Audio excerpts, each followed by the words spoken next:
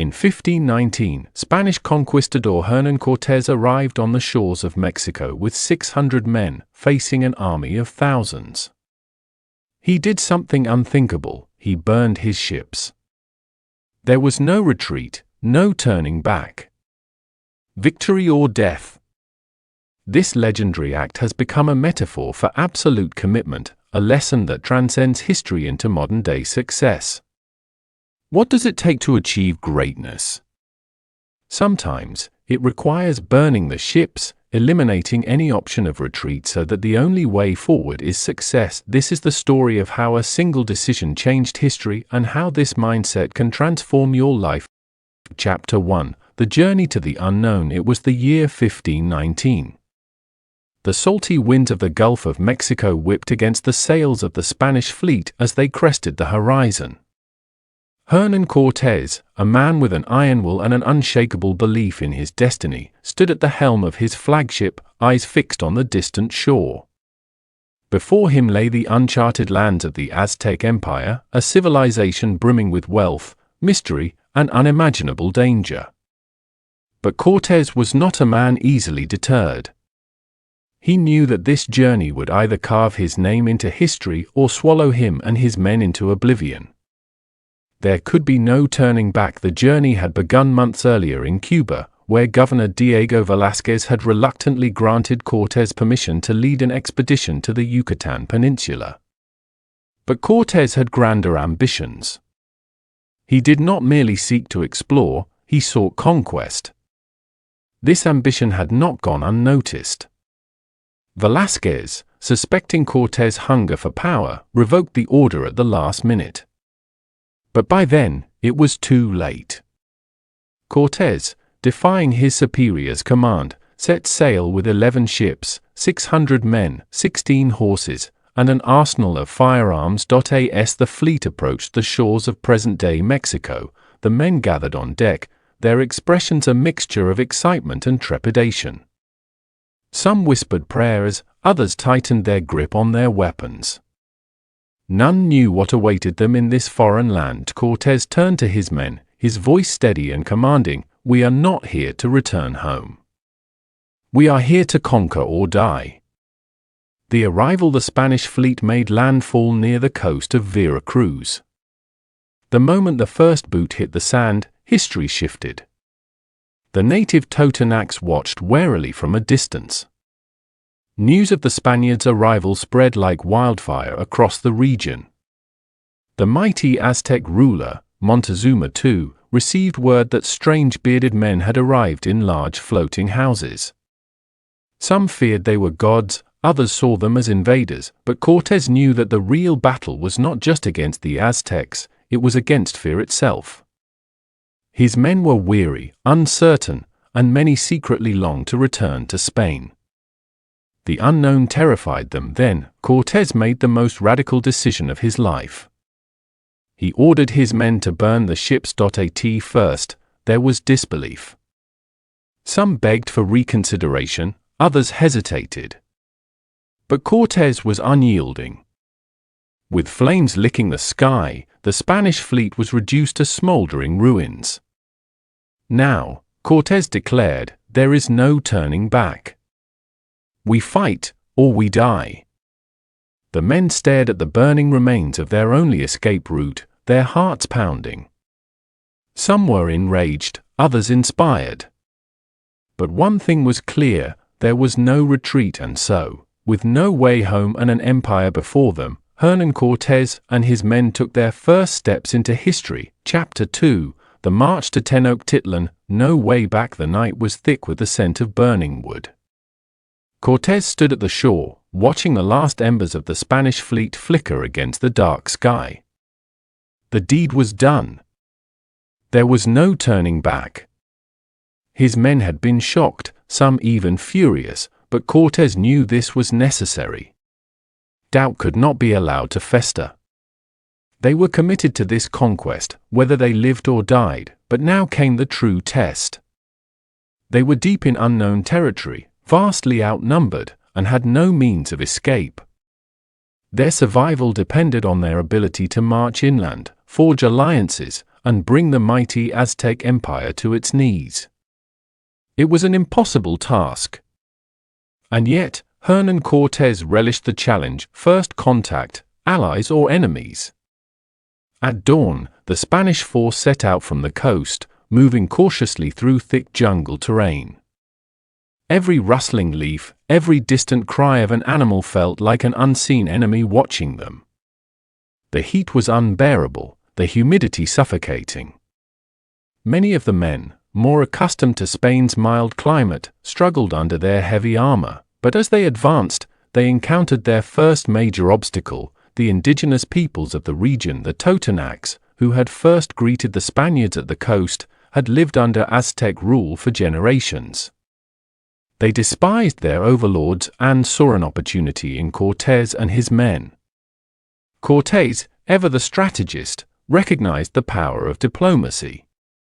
He assured the Totonacs that the Spaniards had come not as conquerors of them, but as liberators from Aztec oppression. A fragile alliance was formed.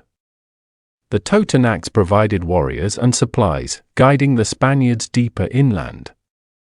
But the journey was far from easy. Word of Cortés' march reached the Tlaxcalans, a powerful and fiercely independent people who had long resisted Aztec domination. Unlike the Totonacs, they did not see the Spaniards as allies, they saw them as invaders. The Battle of Tlaxcala, a crucial turning point as the Spanish force moved through the valleys of central Mexico, they were ambushed by Tlaxcalan warriors. The attack was swift and brutal. Thousands of Tlaxcalan fighters, armed with obsidian-bladed weapons and spears, descended upon the Spanish column. The Spaniards were outnumbered 10-1. But they had an advantage: horses, steel swords, and firearms. While the Tlaxcalans fought with unmatched ferocity, their weapons were no match for Spanish steel. The thunderous sound of gunfire echoed through the battlefield, causing panic among the indigenous warriors, who had never encountered such devastating weapons before. After days of bloody fighting, the Tlaxcalans finally realized they could not defeat the Spaniards. Their leaders called for peace. Cortés, understanding the importance of having them as allies rather than enemies, extended an offer: join us, and together we will defeat the Aztecs. The Tlaxcalans agreed. What had begun as a deadly conflict transformed into a powerful alliance. Montezuma's dilemma: friend or foe. Meanwhile, in the heart of the Aztec capital, Tenochtitlan, Emperor Montezuma II received disturbing news. A force of foreign warriors was advancing toward his city, and they had already gained allies among his enemies. Montezuma was no fool. He ruled the most powerful empire in Mesoamerica, but he understood the delicate balance of power. The Aztecs' strength lay in fear. Vassal states obeyed because they feared Aztec retribution. But now, with the Spaniards stirring rebellion among these vassal states, that fear was crumbling. To make matters worse, Montezuma was deeply superstitious. Some of his priests whispered that Cortés and his men might be gods, perhaps the return of Quetzalcoatl, the feathered serpent deity. This uncertainty paralyzed Montezuma. Should he welcome these strangers with gifts and diplomacy? Or should he crush them before they reached his city? He chose diplomacy. Montezuma sent envoys bearing lavish gifts, gold, silver, and precious jewels. Perhaps if the Spaniards received enough wealth, they would be satisfied and leave. But Montezuma had miscalculated. Cortés did not see these gifts as a warning, he saw them as proof that the Aztecs were rich beyond imagination. Instead of deterring the Spanish advance, Montezuma's offerings only fueled their desire to press on. The final stretch, the gates of Tenochtitlan with the Tlaxcalans and Totonacs at his side, Cortés resumed his march. As they climbed the mountains leading into the Valley of Mexico, the first glimpses of Tenochtitlan appeared on the horizon. It was breathtaking. Built on an island in the middle of a vast lake, the city was unlike anything the Spaniards had ever seen. Its towering temples, massive causeways, and bustling markets made it one of the most impressive cities in the world. But as they drew closer, a sense of unease settled over the Spanish ranks. they were walking into the heart of enemy territory.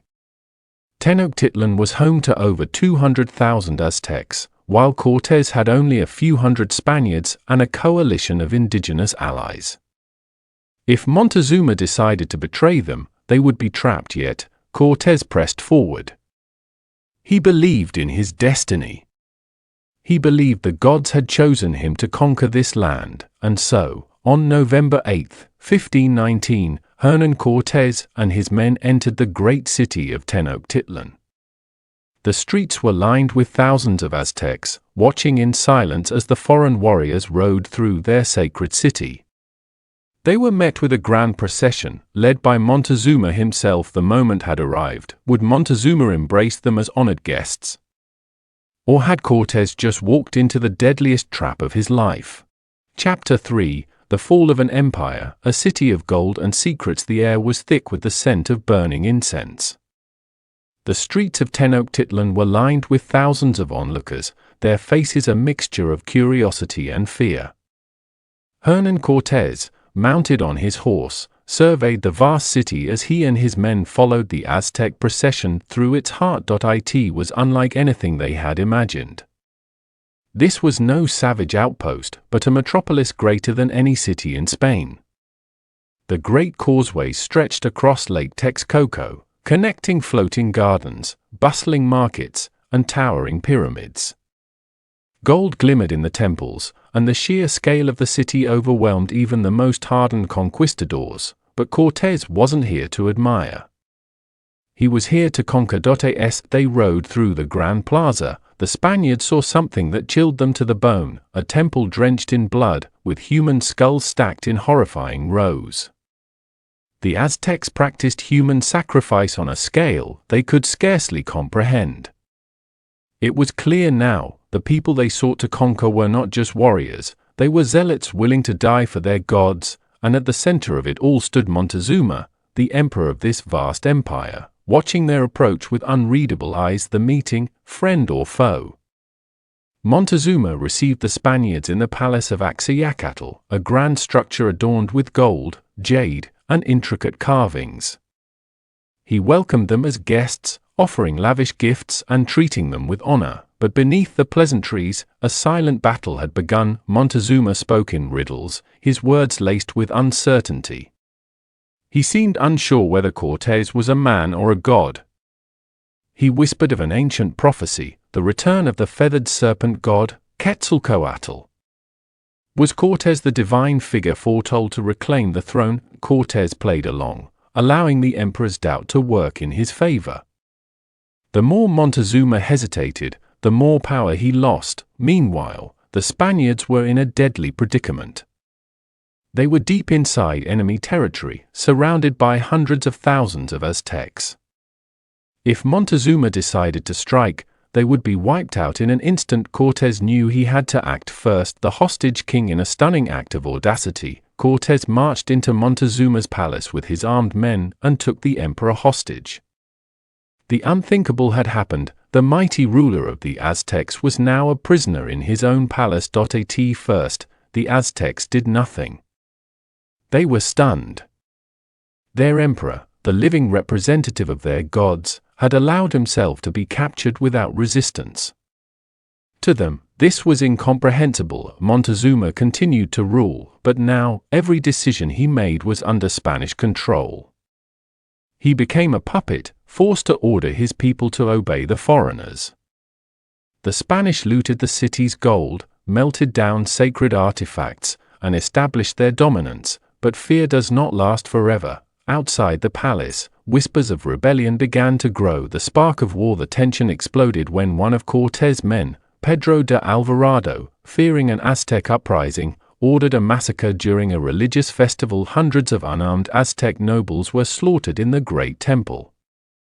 Blood flowed down the steps of the pyramid, and the people of Tenochtitlan erupted in fury. The city that had once been silent in fear now became a war zone. Aztec warriors stormed the streets, their obsidian weapons slicing through Spanish armor.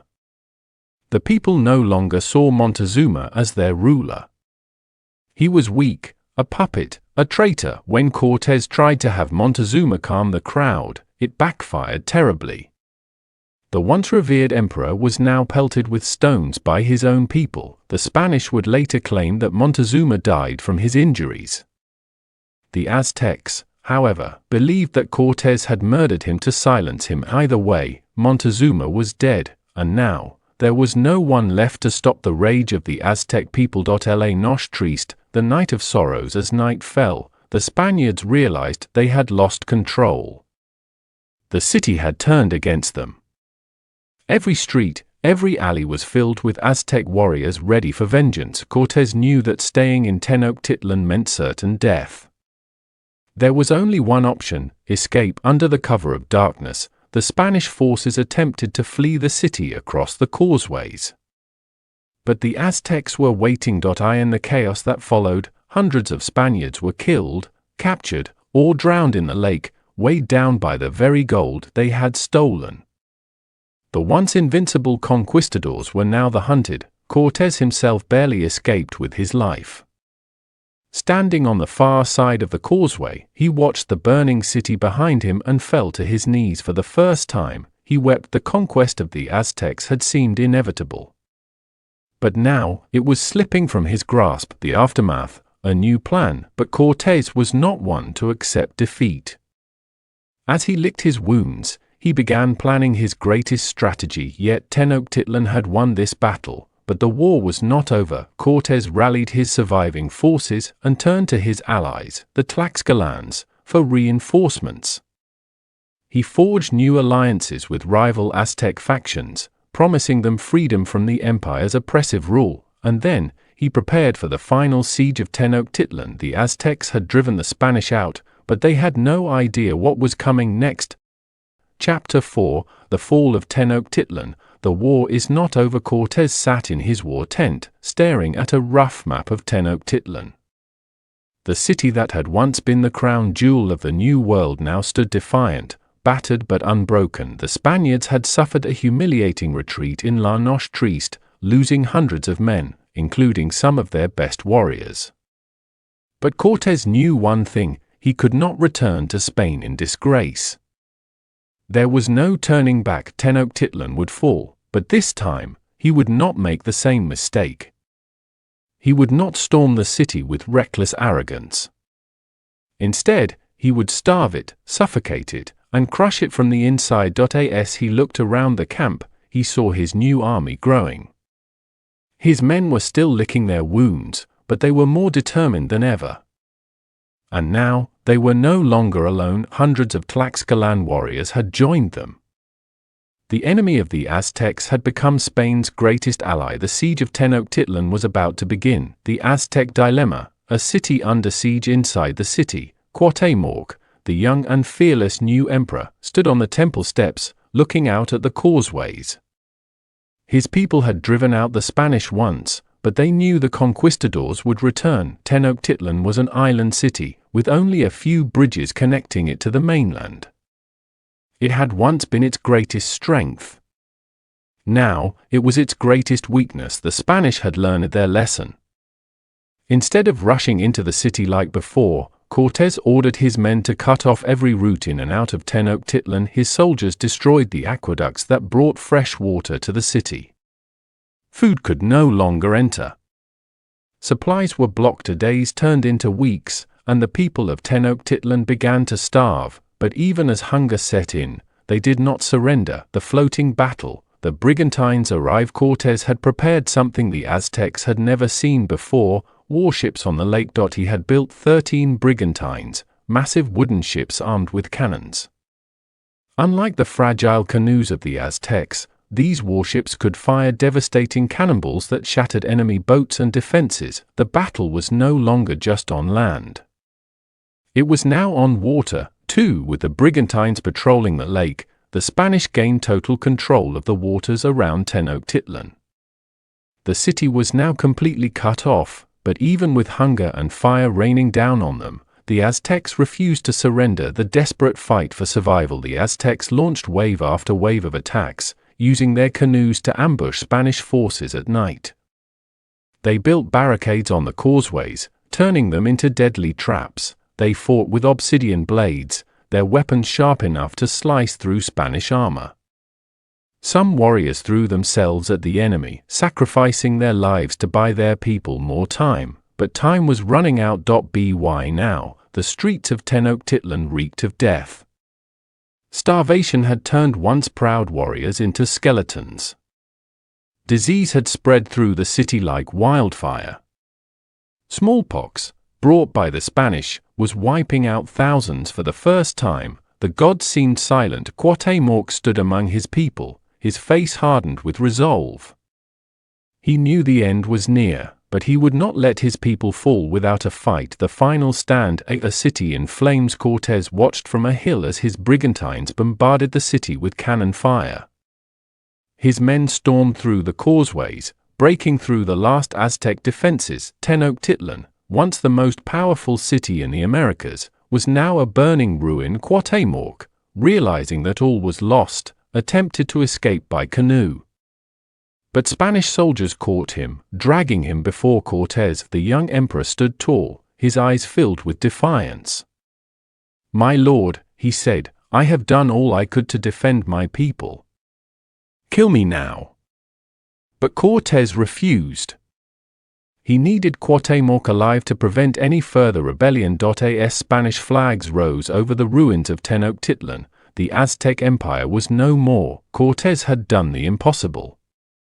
He had conquered one of the greatest civilizations in history, but victory had come at a terrible cost. Thousands of Spaniards were dead.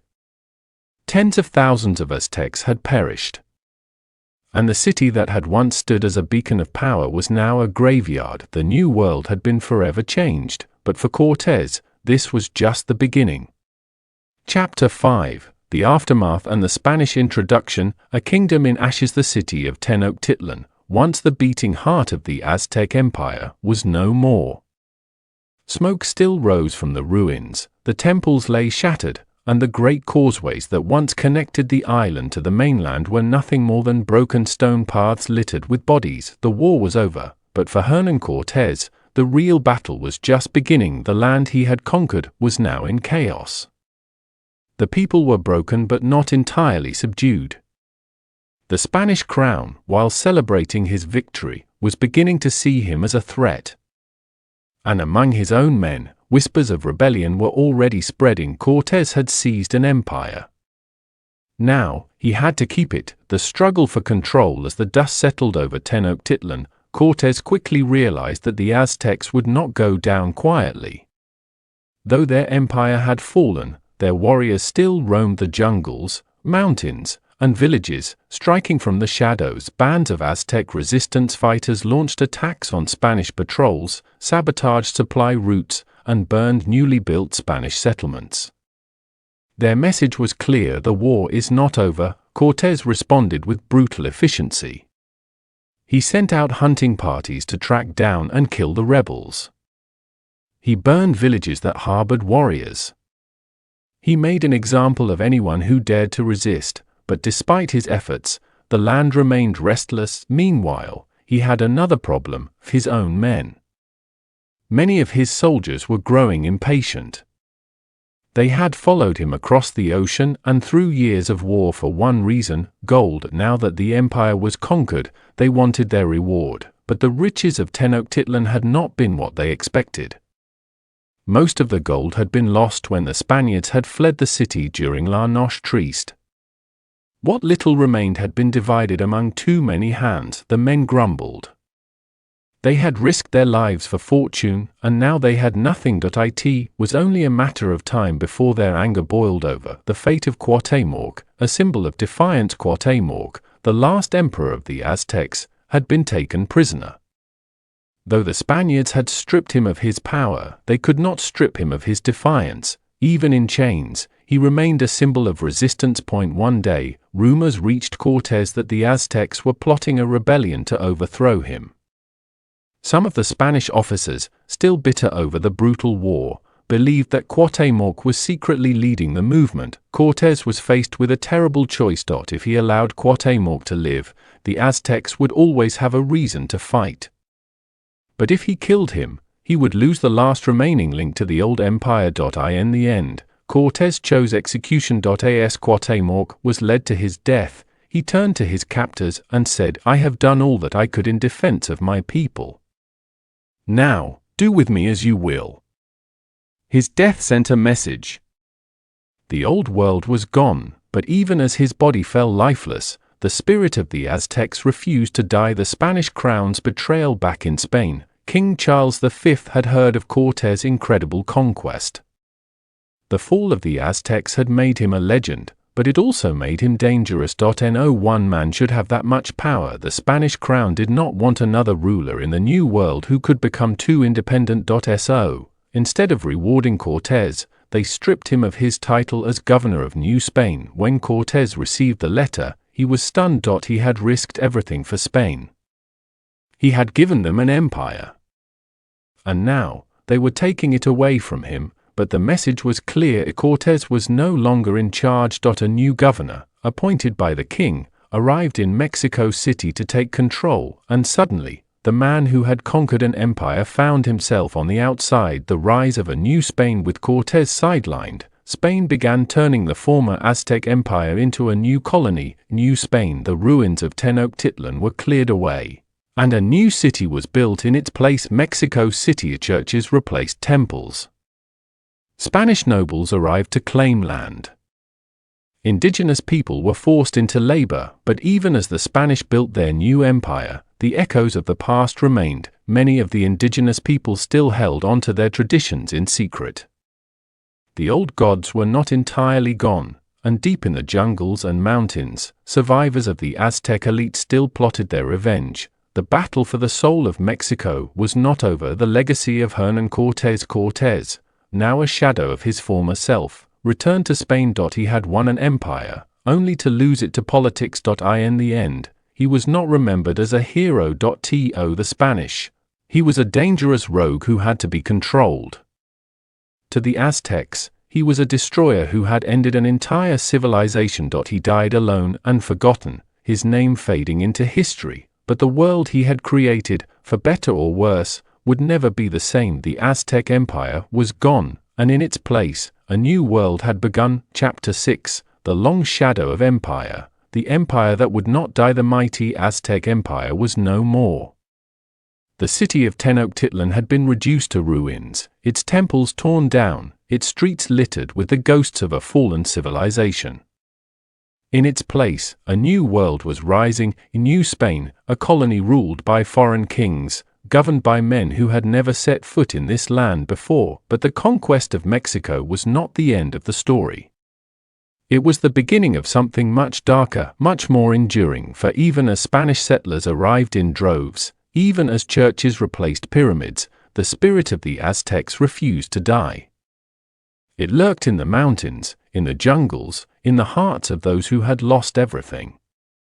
And in secret, far from the eyes of their conquerors, they plotted their return. The rise of New Spain, a city built on blood. With the fall of the Aztec capital, the Spanish wasted no time in erasing the past. The grand temples that had once housed the gods of the Mexico were torn down, and in their place, Spanish cathedrals were erected. The magnificent canals that had once made Tenochtitlan a floating city were drained and destroyed. Where once stood the great Templo Mayor, the Spanish built the Metropolitan Cathedral of Mexico City, a symbol of their absolute domination. But the land itself refused to forget. Every time the Spanish laid a foundation, the earth would shift, cracking the stones. Buildings sank into the soft ground where the lake had once been.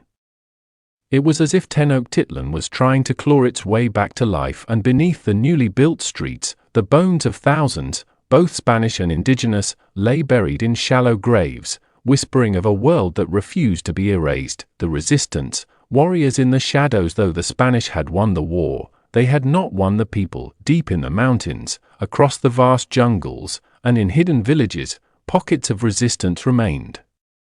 Former warriors of the Aztec elite, now stripped of their empire, refused to surrender. They became ghosts in the night, striking at Spanish caravans, burning down churches, and assassinating colonial officials. These warriors were led by Tlaxcalan defectors, rogue Aztec nobles, and even disillusioned Spanish soldiers who had grown tired of the cruelty of their own people. They did not fight for gold, they fought for vengeance. Cortés and his successors hunted them relentlessly, sending soldiers into the mountains to crush them, but no matter how many they killed, more would rise. The spirit of the Aztecs refused to die. The tragedy of the indigenous people. The Spanish conquest was not just a war. It was an apocalypse. The indigenous people of Mexico suffered like never before. The very diseases the Spaniards had unknowingly brought with them, smallpox, measles, and typhus, continued to ravage the population. Before the conquest, there had been nearly 25 million indigenous people in Mexico. A century later, less than 2 million remained. Entire villages disappeared. Cities that had once bustled with life became ghost towns. And those who survived were enslaved, forced to work on Spanish plantations and in silver mines, where they lived short, brutal lives under the lash of their conquerors. The great civilizations of Mesoamerica, the Maya, the Zapotecs, the Mixtecs, and the remnants of the Aztecs, were now under the boot of Spain, but their spirit remained unbroken. In hidden corners of Mexico, far from Spanish eyes, the old gods were still worshipped. The ancient languages still whispered across the land. The fire of resistance was never truly extinguished. Cortés' final days, a forgotten conqueror, and what of the man who had started it all? Hernán Cortés, once the most powerful man in the Americas, found himself cast aside by the very empire he had served. After the conquest, he returned to Spain expecting to be treated as a hero. Instead, he found himself rejected, ridiculed, and stripped of his power. King Charles V, fearing that Cortés had grown too ambitious, had taken away his governorship, and without land, without an army, without influence, Cortés was nothing. In the end, he died in Spain, forgotten, bitter, and alone. The man who had once defied an empire was now powerless against time. The legacy, an empire that changed the world. But the conquest of the Aztecs did not just reshape Mexico. It reshaped the entire world. The vast silver mines of Mexico and Peru flooded Spain with wealth, making it the richest empire in Europe. The food of the New World, corn, tomatoes, chili peppers, and chocolate, spread across the globe, forever changing the diets of Europe, Africa, and Asia. And the brutality of conquest became a blueprint for future empires. The Spanish conquest of Mexico inspired others, from the British in India to the French in Africa. It showed that with the right combination of greed, steel, and disease, entire civilizations could be erased. But while empires rose and fell, while borders shifted and kings changed, one thing remained: the spirit of the Aztecs lived on. Their blood ran through the veins of millions. Their culture, though battered and beaten, survived in hidden rituals, in secret prayers, in the language spoken in hushed voices at night. And though the conquerors had built their cities upon the ruins of Tenochtitlan, the earth itself whispered a warning: we were here before you, and we will be here long after you are gone. Chapter 7: The Aztec Spirit Lives On. The fall that wasn't the end. The Spanish conquest of the Aztec Empire in 1521 was one of the most dramatic events in world history. The mighty empire of Tenochtitlan was reduced to ruins, its temples desecrated, and its people forced under colonial rule. Yet, despite the overwhelming destruction, the Aztec spirit did not die. It merely went underground, transforming into something new, a quiet rebellion, a cultural endurance, and a legacy that would outlive its conquerors. The Spanish thought they had wiped out the Aztecs, but history tells a different story. Their gods still whispered in hidden temples, their language echoed in secret meetings, and their tradition seeped into the very fabric of the New World. The conquerors came with steel and fire, but the Aztecs fought back with resilience and time. This chapter unveils how the Aztec civilization never truly disappeared. Instead, it found ways to survive, thrive, and shape modern Mexico. From hidden resistance movements to the fusion of two worlds, this is the untold story of how the Aztec spirit lived on. Point 1. The silent resistance, how the Aztecs kept their culture alive. The Spanish believed they had eradicated the Aztec way of life.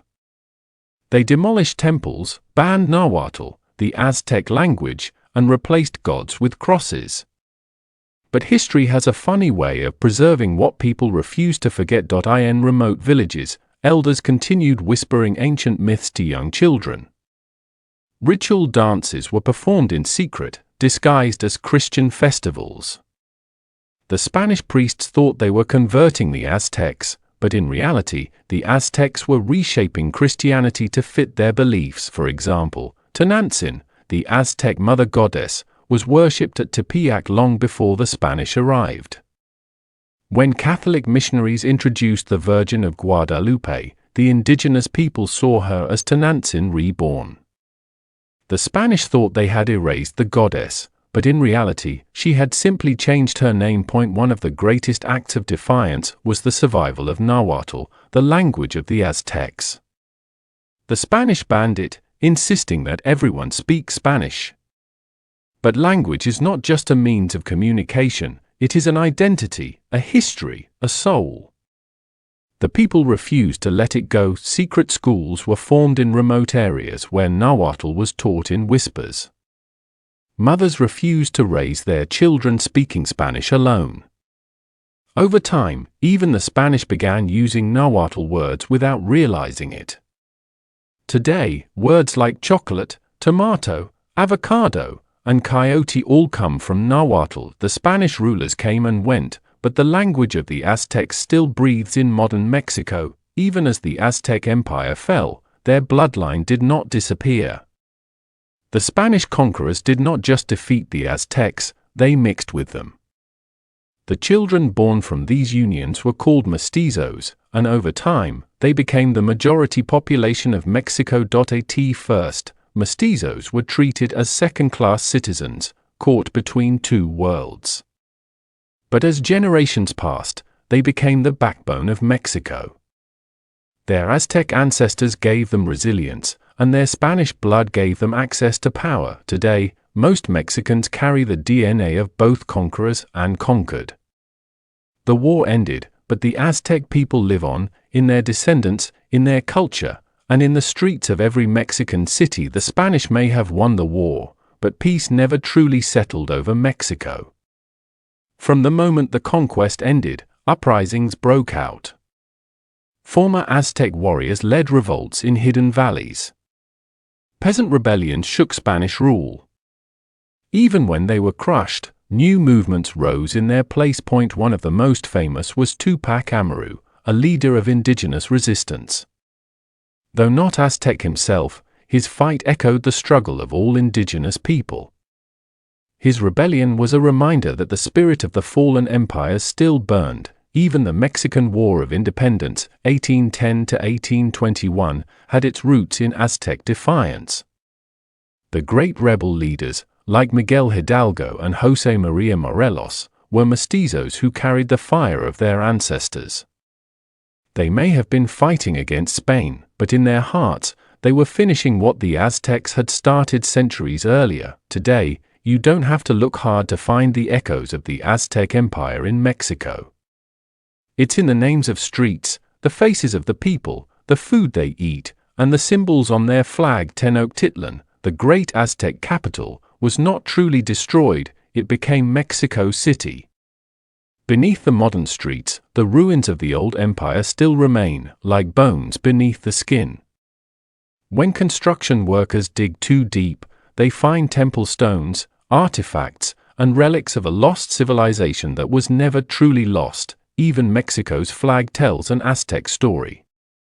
The emblem of an eagle eating a snake on a cactus is the exact symbol that led the Aztecs to build Tenochtitlan in the first place. The Aztec gods, warriors, and wisdom live on in ways even the Spanish could never have imagined.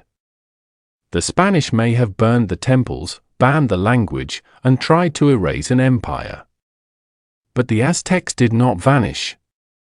They became the heart and soul of Mexico, woven into its very fabric. The empire may have fallen, but the spirit of its people endured. Today, when someone speaks Nahuatl, eats an ancient dish, or honors the Virgin of Guadalupe, they are carrying forward a legacy that refused to be destroyed. The Aztecs are not just part of history. They are still here. This is the hidden history of Mexico, the story that textbooks often leave out. The next time you walk through the streets of Mexico City, remember, beneath your feet, beneath the skyscrapers and traffic, the Aztec Empire still beats like a hidden heart. Would you have fought for the Aztec Empire, knowing that history would try to erase it? Let me know in the comments.